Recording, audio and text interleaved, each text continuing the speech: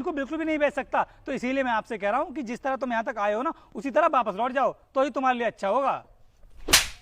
तू कौन होता है मुझे रोकने वाला? मैं इस जमीन को जरूर खरीदूंगी क्योंकि मैं बहुत बड़ी कंपनी की ओनर हूँ। काजल, तुम पागल हो क्या? उनके ऊपर हाथ क्यों उठा रही हो? वीर, अभी तो अपनी जमीन की डील भी नहीं हुई और इस मनूस ने टोक लगा दी।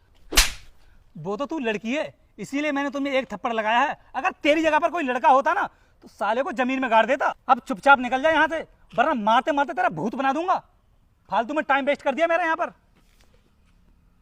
काजल, शांत हो जाओ और देखो, किसी के साथ ऐसा नहीं करते हैं। तुमने उनके साथ में ना बहुत गलत किया। अब तुम एक काम करो, इस जमीन के मालिक को कॉल करो, शायद वो मिलने के लिए हमसे यहीं पर आ जाएं। हाँ, तुम ठीक कह रहे हो। मैं मालिक को कॉल करती हूँ और इससे तो मैं सबक सिखा कर ही रहूंगी। फोन दो मुझे तुम अपना।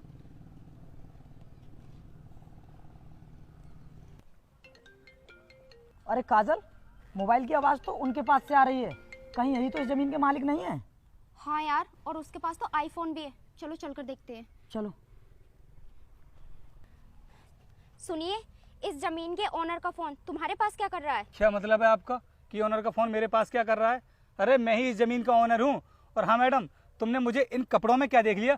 तुमने मुझे उठाई गिरा समझ लिया? ये सारी जमीन ना मेरी है, और ये सारी ही नहीं, जहां तक तुम्हारी नजर जा रही है वो सारी जमीन मेरी ही है। तुम क्या बोल रही थी कि शहर में तुम्हारी कई कंपनियां हैं। अगर मैंने इस जमीन का छोटा सा भी हिस्सा बेच दिया ना, तो ना जाने तुम्हारी जैसी कितनी कंपनियां खड़ी हो जाएंगी। सर, मुझे माफ कर दीजिए। मुझे नहीं पता था कि इस जमीन के मालिक आप हो। अगर मुझे मालूम होता कि इस जमीन के मालिक आप हो, तो मैं आपसे इस तरह से बदतमीजी से बात नहीं करती। सुनो मैडम, ये तुम्हारी दिक्कत ना है, ये हर शहर वाले की दिक्कत है कि वो गांव वालों को उनके कपड़े और उनकी भाषा से जज करते हैं। और मैं तुम्हारे लिए बता दूं कि ये कुर्ता पजामा ना हम गांव वालों की वेशभूषा है। और हाँ मैडम, तुम क्या बोल रही थी कि इस जमीन को खरीदने के लिए तुम दुगनी तिगनी कीमत दे सकती हो। तो सुनो मैडम, ये जमीन ना हमारी धरती माँ है, और माँ की ना हम कीमत नहीं लगाते। इसलिए बेहतर यही होगा कि चुपचाप तुम लोग यहाँ से निकल जाओ। और अगर तू मुझे इस जमीन के 100-200 करोड़ रुपए भी देगी ना, तब भी मैं इस जमीन को नहीं बेचूंगा, क्योंकि मुझे पैसों से प्यार नहीं है, मुझे अपनी धरती माँ से प्यार है। देखिए सर, मुझे माफ कर दीजिए। सर, इस जमीन को खरीदना हमारे लिए बहुत जरूरी है, तो प्लीज आप ये डील कर लीजिए। जब मैंने तुमसे बोल दिया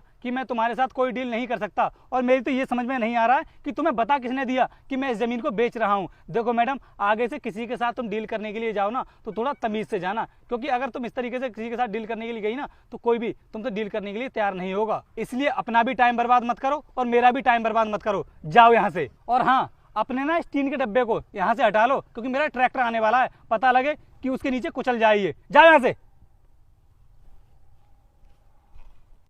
काजल, हमारे साथ जो कुछ भी हुआ है ना, वो सब तुम्हारी वजह से हुआ है।